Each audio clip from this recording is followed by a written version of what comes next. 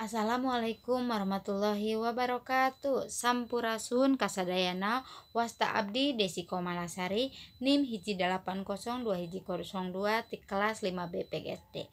Langkung ti payun hayu urang haturkeun kahadirat nu maha luhur tur maha gofur Allah Rabbul Alamin.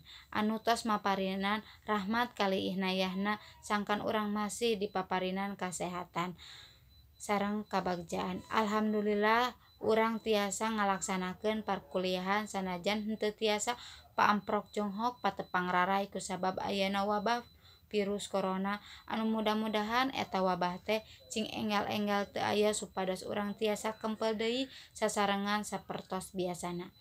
Anu dipika hormat Bapak Dr. Andes Endang Hidayat MPD selaku dosen pangampu ti mata kuliah Pendidikan Bahasa jeung Budaya Sunda sareng rerencangan sadayana anu ku abdi dipikaheman.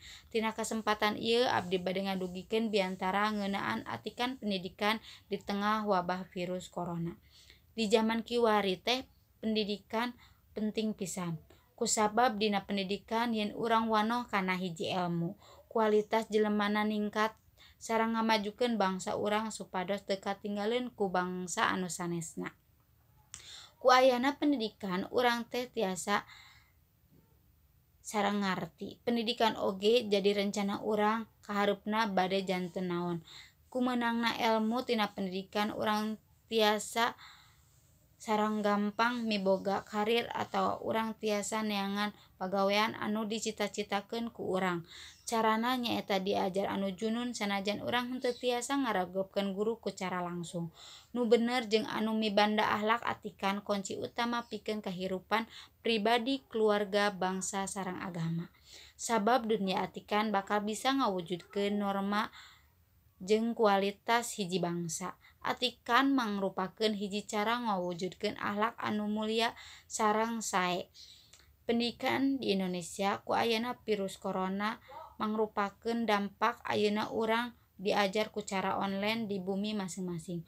Kusabab ame tiasa megatkeun eta hiji virus. Ku cara daring henteu sadayana lancar sareng efektif. Bade kumaha ngagaduhan pendidikan anu maju upami belajarna ge henteu efektif. Seueur siswa anu henteu puas kana diajar online, seueur anu teu dipika hartos tina materi eta anu disampikeun ku guru.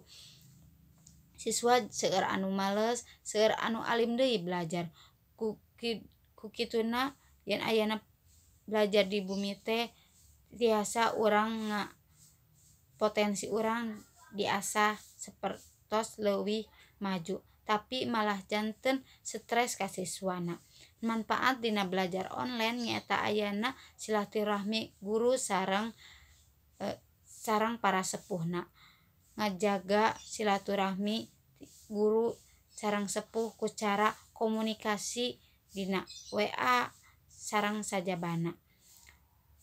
Guru sareng orang tua siswa sasarengan ngarojong murangkalih. Ku kituna hayu urang sasarengan ningkatkeun sumanget diajar sanajan ku cara online. Jieun diajar anu nyenangkeun teu mantak ngabosenkeun dina diajarna sareng materi anu dipasikeunna tiasa dipahamkeun ku urang sararea.